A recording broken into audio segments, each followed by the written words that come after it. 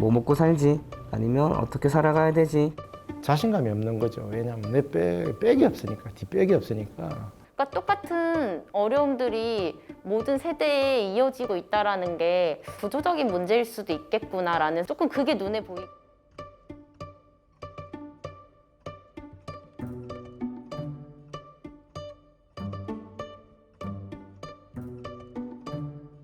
네, 안녕하세요. 저는 고아 권익연대 조현환 대표입니다. 네, 안녕하세요. 예, 저는 국회 보건복지원의 소속 더불어민주당의 남인순 의원입니다.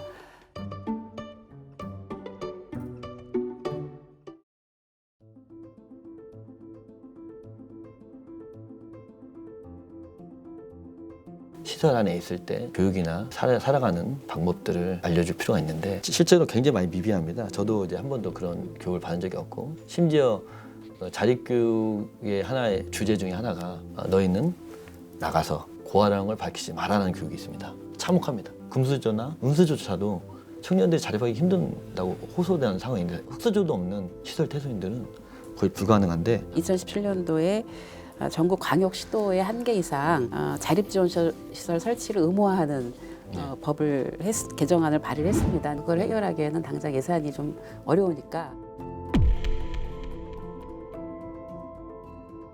취업이나 취업 준비 등으로 바로 자립이 어려운 그런 경우에 있어서는 어쨌든 3년 범위 안에서 보호기간을 연장하는 그 법안도 사실 아동복지법 개정안을 내놨지만 처리가 일단 안 됐어요. 2019년도에 윤우덕 의원님께서 자립지원 대상 청소년과 아동 지원에 관한 특별법, 자립지원 대상 기관에 대한 어떤 지원 체계라든지 또 여러 가지 그 계획을 수립할 수 있도록 그런 부분을 그 지방자치단체 국가에 책무를 하는 그런 내용을 담았는데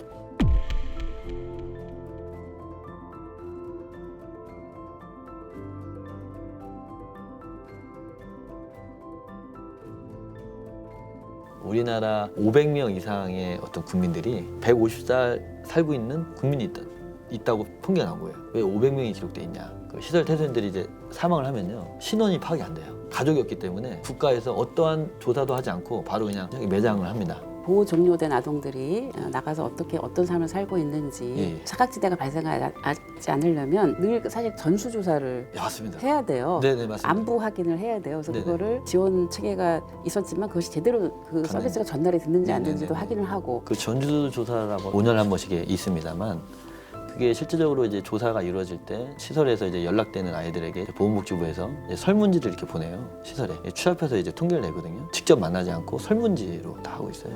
인터넷 들어가서 설문조사를 하는 그런 형식으로 진행이 되기도 하고 이제 아동들 대상 인터뷰를 하는 형식? 아무래도 현실적으로는 100% 다 조사를 하기에는 직접 어떤 현장에서 보고 이게 인터뷰에서 어떤 조사가 아니라 대부분 이제 그 필터가 되죠. 한번 시설 원장을 통해서 필터가 되고 또 설문지를 통해서 한 번 더 필터가 되기 때문에 실제 조사 결과조차도 굉장히 참혹하지만 실제는 더 참혹하다는 거죠.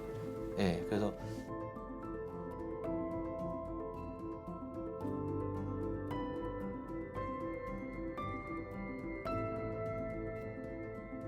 그 자립이 힘든 삶임에도 불구하고 우울증 때문에 1년에 한 4번 정도 심장이 압박할 때가 있어요. 올 때가 있어요. 외로움, 고독, 혼자라는 것.